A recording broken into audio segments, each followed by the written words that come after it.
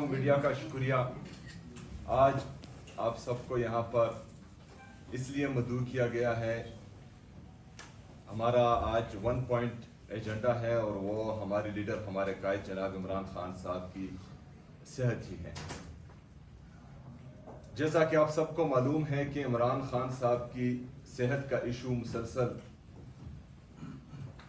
होता आ रहा है और इसमें हमने हर मुमकिन कोशिश की कि इमरान खान साहब से उनकी फैमिली की मौजूदगी में, उनके ज़ाती डॉक्टर्स की निगरानी में अल-शिफा इंटरनेशनल में उनका इलाज हो सके। हमने मुख्तलिफ तरीके आजमाए, हमने कानूनी रास्ते आजमाए, हमने सियासी रास्ते आजमाए, हमने जमहूरी रास्ते आजमाए, हमने आईनी और कानूनी रास्ते आजमाए, लेकिन उसके बावजूद इमरान खान साहब की सेहत के हवाले से जो हमारा आईनी और कानूनी मुतालबा है वो नहीं माना जा रहा। इमरान खान साहब कोई मामूली आदमी नहीं है, वो पाकिस्तान के साबका वज़ीर आज़म हैं, वो पाकिस्तान के सबसे बड़े सियासी जमात के ताहयात चेयरमैन हैं, वो करोड़ों पाकिस्तानियों के सिर्फ पाकिस्तान में नहीं बल्कि इस्लामी दुनिया के वो लीडर हैं। 2 ही लीडर थे, एक बदकिस्मती से शहीद कर दिया गया और एक अभी अडियाला जेल में है। इस्लामी दुनिया में यही 2 लीडर थे, हैं एक अभी भी, लेकिन बदकिस्मती से हम उसकी कदर नहीं कर रहे। और ये आज जो हम पर मुसल्लत टोला है,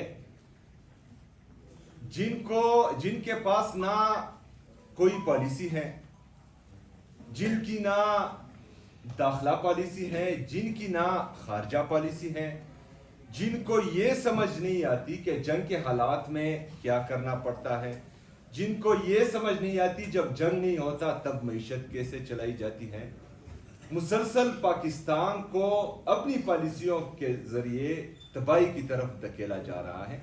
लेकिन इंटरेस्ट क्या है?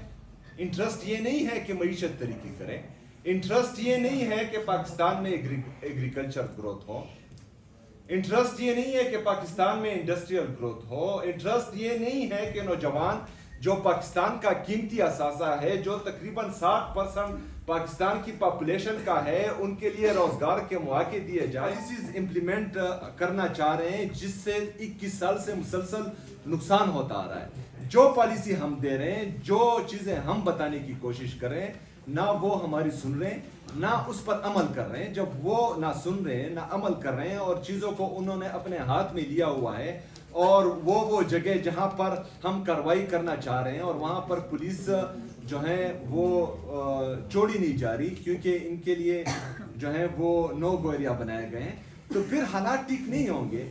और ये जो हमारी एपेक्स कमेटी की मीटिंग हुई उसमें भी मैंने बताया, जो हमारी उसके बाद की मीटिंग हुई उसमें भी बताया, जो मेरी वज़ीर आज़म के साथ जाली वज़ीर आज़म के साथ मीटिंग हुई उसमें भी मैंने बताया ये तमाम चीज़ें। और अगर फ़र्ज़ करें उन चीज़ों पर अमल होगा तो इंशाल्लाह बेहतरी होगी। दूसरा, आप कह रहे हैं कि खैबर में वो जो है इंशाल्लाह ताला उनका इलाज भी हो जाएगा, लेकिन वही मैं कह रहा हूँ कि गुड और बैड का कंसेप्ट खत्म होना चाहिए। ऐसा ना हो कि गुड वाले जो हैं इनकी गोद से लेकर इनकी गाड़ियों में बाहर आए, वीडियो करे और फिर जो है जाए, ये बुरी बात होती है। उनके दर्जात की बुलंदी के लिए दुआ को हैं, उनकी फैमिली के साथ इंशाल्लाह हम खड़े रहेंगे। देखिए जी, यही पॉलिसी थी जिस पर हम तनकीद कर रहे थे, यही पॉलिसी थी जब हम पूरे पाकिस्तान में ये आवाज़ लगा रहे थे कि आवाज़ उठाना जनाजे उठाने से बेहतर है। हम ये कह रहे थे बार बार कि अगर आग खैबर पख्तूनख्वा में लगेगी इनकी गलत पॉलिसी की वजह से, तो इसकी तपिश जो है वो इस्लामाबाद भी महसूस करेगा, लाहौर भी महसूस करेगा, कराची भी। वज़ीर आज़म है, उसको कहाँ पर देखा, कौम से कब उसने खिताब किया है, कौम को कब उसने एतमाद में लिया है, पार्लिमान को कब उसने एतमाद में लिया है।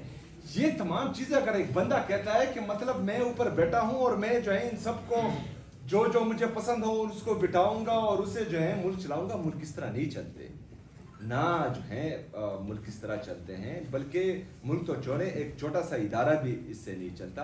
तो इन लोगों को एहसास करना चाहिए, इनके साथ आएंगे इंशाअल्लाह ताला। ये एहसास जो मुल्क पर मुसल्लत टोला है और जिन्होंने اس کو مسلط کیا ہے. وہ بابر اعوان صاحب نے تو ان کو جو ہے مینیجر کہا، میں ہیکرز کہتا ہوں، کیونکہ تمام سسٹم کو انہوں نے ہیک کیا ہوا ہے. عدلیہ کو انہوں نے ہیک کیا ہوا ہے، پارلیمان کو انہوں نے ہیک کیا ہوا ہے. کوئی آئین اور قانون وہ مان رہے نہیں ہیں.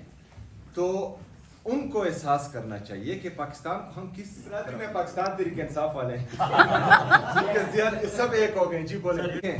سب سے پہلے تو جس طرح میری بہن نے کہا، ہماری منزل جو ہے وہ حقیقی آزادی ہے.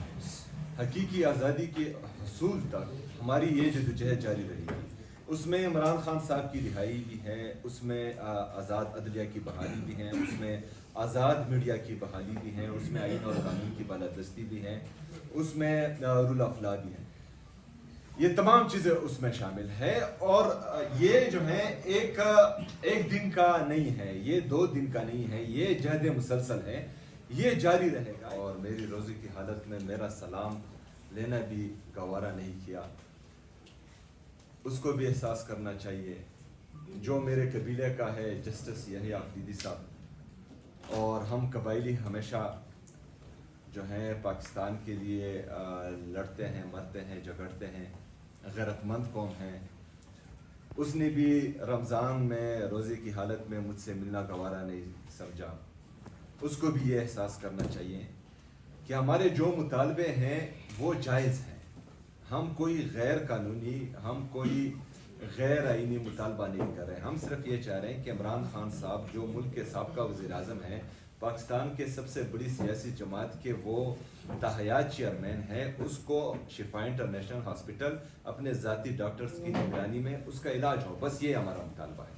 اگر یہ مطالبہ بھی نہیں مانا جا رہا، ہمارے مینڈیٹ پر ڈاکہ بھی ڈالا جا رہا ہے، ہمارے لوگوں کو نااہل بھی کیا جا رہا ہے، پاکستان تحریک انصاف کا جھنڈا بھی کوئی نہیں اٹھا سکتا، آزاد کوئی بول بھی نہیں سکتا، مسلسل ایک پارٹی کو دیوار سے لگانے کی کوشش بھی کی جا رہی ہے، اور پھر یہ بھی توقع کی جا رہی ہے کہ ہم خاموش رہیں. پھر ہم نے خاموش نہیں رہنا.